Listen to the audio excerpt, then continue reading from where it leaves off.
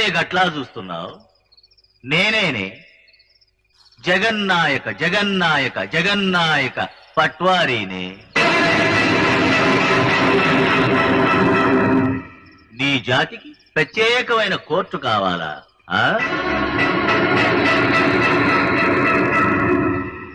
నీ ఇల్లు మా ఇంటి పక్కనుండాలా? ఓహో,